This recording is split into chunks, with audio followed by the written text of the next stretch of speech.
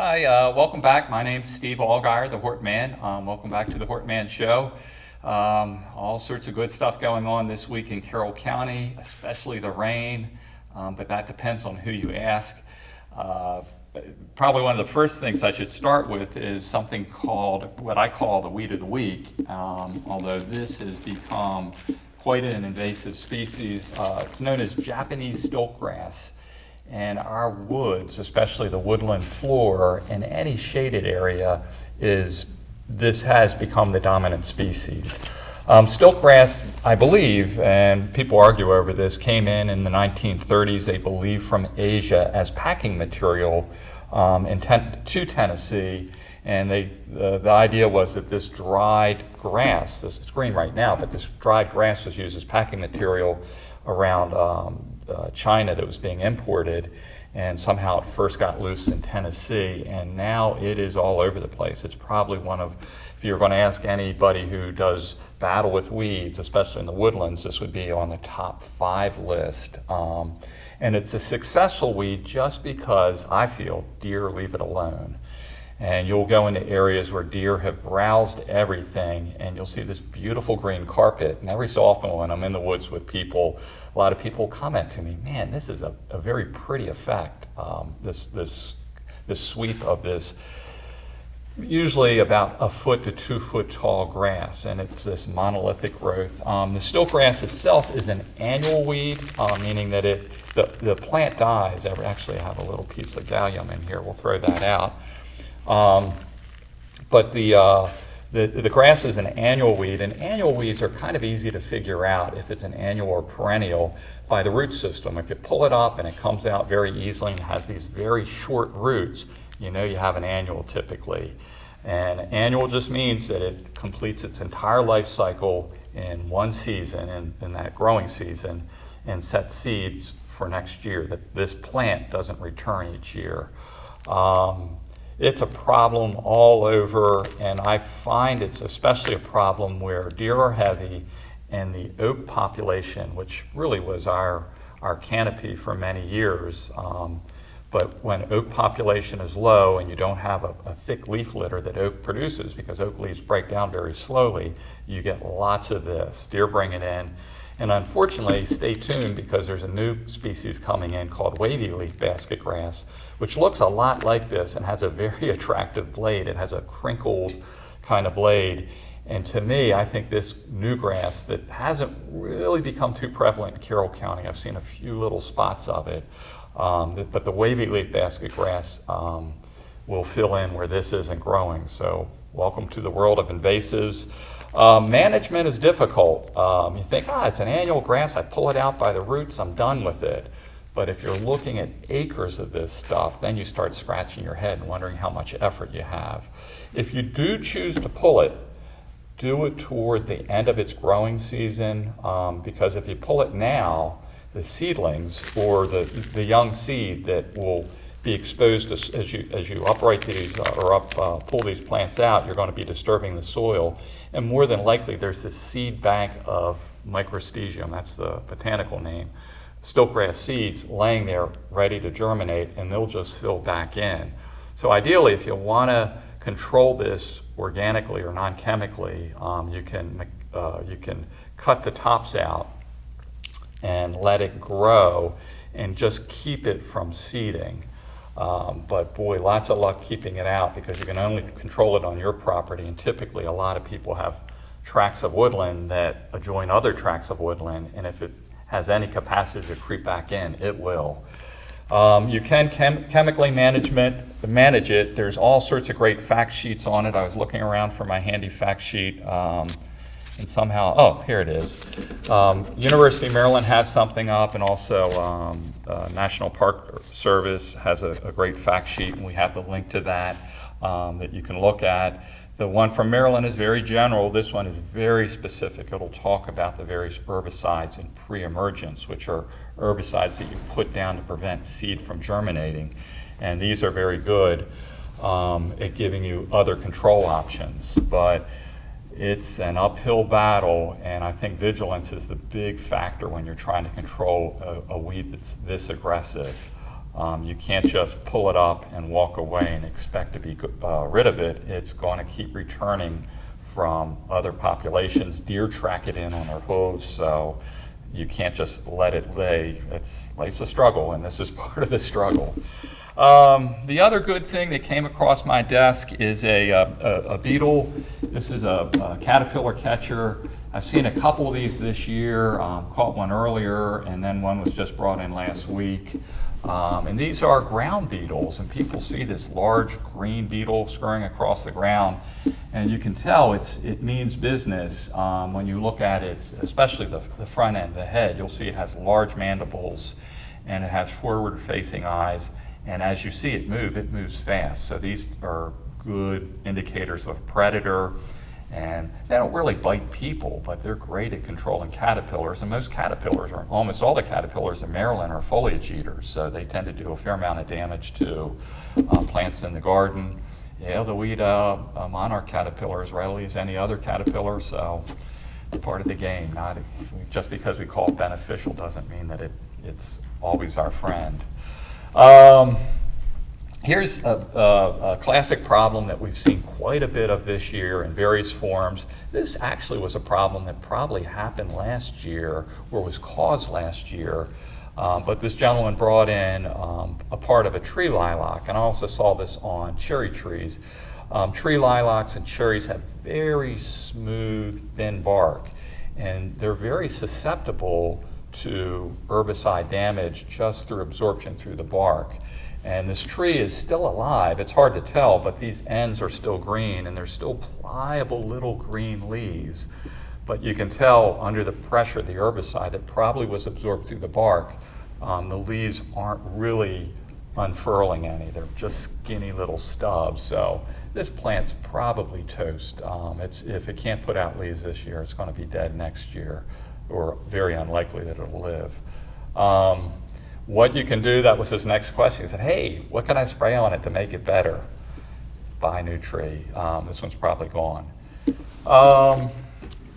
Tomato-wise, in the vegetable garden, the first couple diseases are showing up. We've had lots of rain, lots of cool weather. The funguses love this type of environment, especially tomatoes that are, what we found, have been grown in cages. Cages are a neat idea. They're metal wire structures that you put out for your tomatoes, and they support the tomatoes.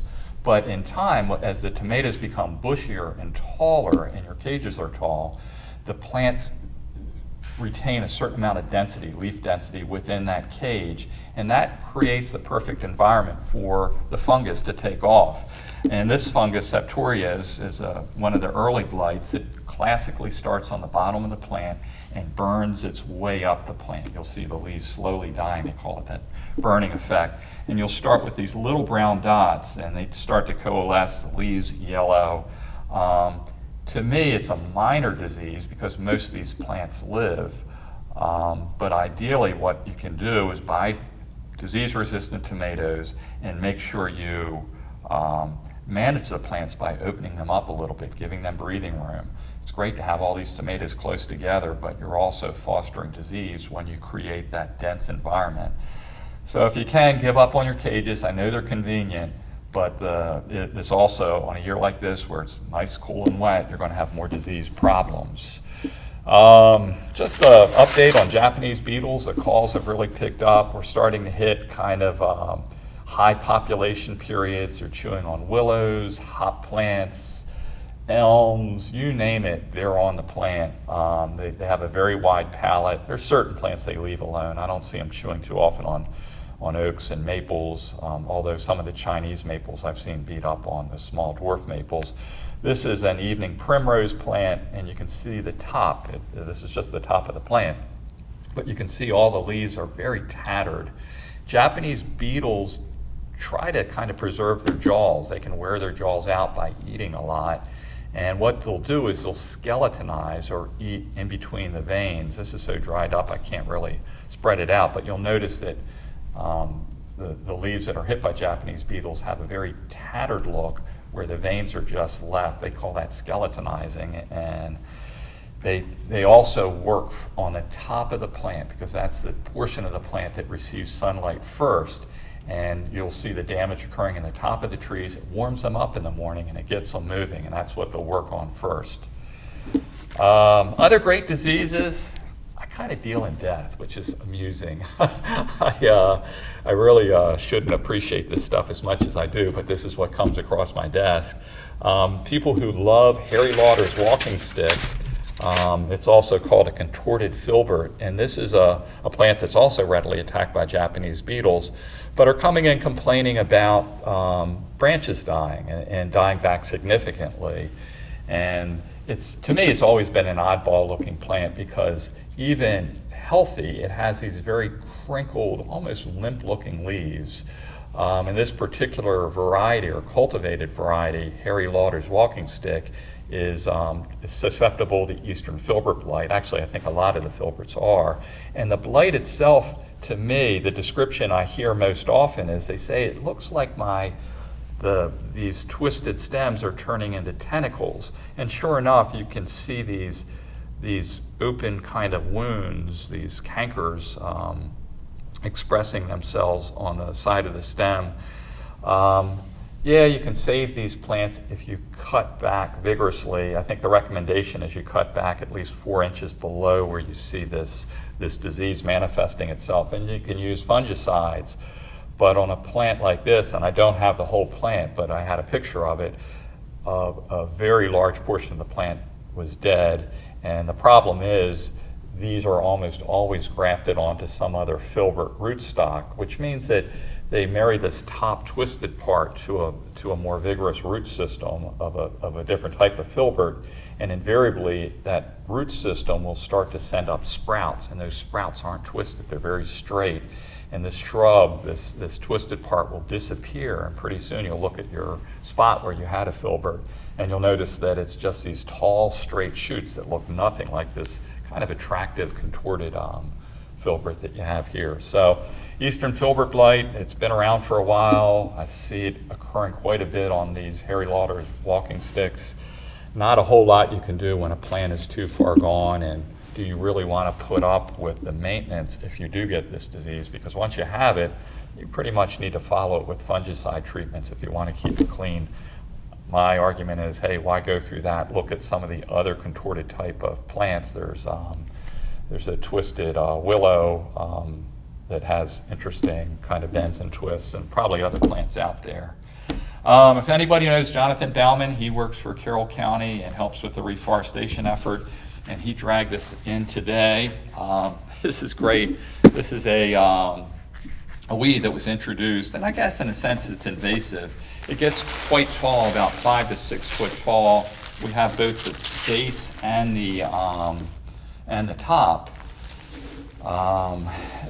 This he found in a tree planting out toward Union Bridge, and you'll see this blooming toward the end of the summer. And the plant's called Kiesel, and evidently it was used to help comb cotton or something like that. You would put these dried flower heads. It's not in flower now, but what's interesting about this weed or plant, some people like it, is that when it starts to bloom, it blooms in the center of this cone, and the cone itself will, the flowers will form a single row, and then as it continues to bloom, that row splits, that center row dies, and you'll get a row of flowers going down and a row of flowers growing up, and hence that's part of its life cycle. But I'm pretty sure it's a perennial weed.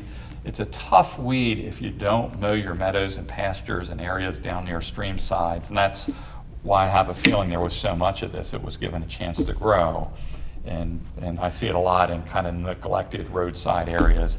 It's not going to be your average lawn weed because your lawnmower is going to take it out. Anything else to discuss? We did eastern filbert blight. Mosquitos. I have some images here.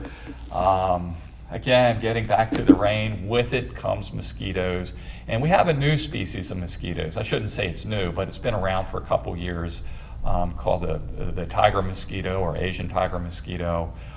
This is a different species of mosquito. They believe came over actually in tires on a barge from Asia. I don't know why we were importing water-filled tires, but they were probably old used tires. And that's a classic breeding spot if you have tires laying around on your property and they're on their side, a lot of times you'll notice there's a pool that develops on that bottom part of the tire close to the ground.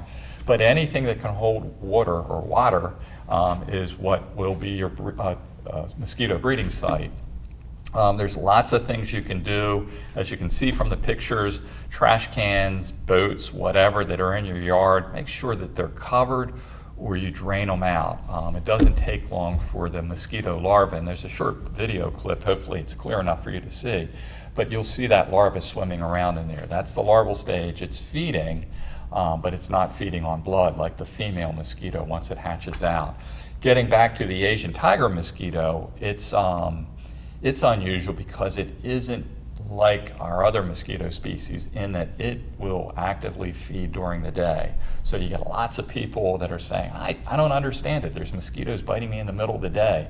It's probably the Asian tiger mosquito. It's very aggressive, but we're going to see all sorts of species. You can hire a company and they can do an area spray. I think the best argument is to go out and actually make sure that anything that holds moisture gets emptied, because the mosquitoes will just keep breeding if you keep the water standing. So if you have bird baths, I think the recommendation is to flip them every 2 to 3 days, get rid of the water inside, and then refill it.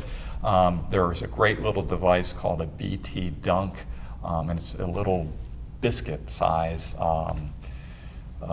larvicide, and you put that in the standing water, and that will, in theory, keep mosquitoes or that larva. It will kill the larva for about a month. They're relatively inexpensive, so if you have an ornamental koi pond or something in your backyard, it's a great way to manage that mosquito larva so you don't have the mosquito population later on.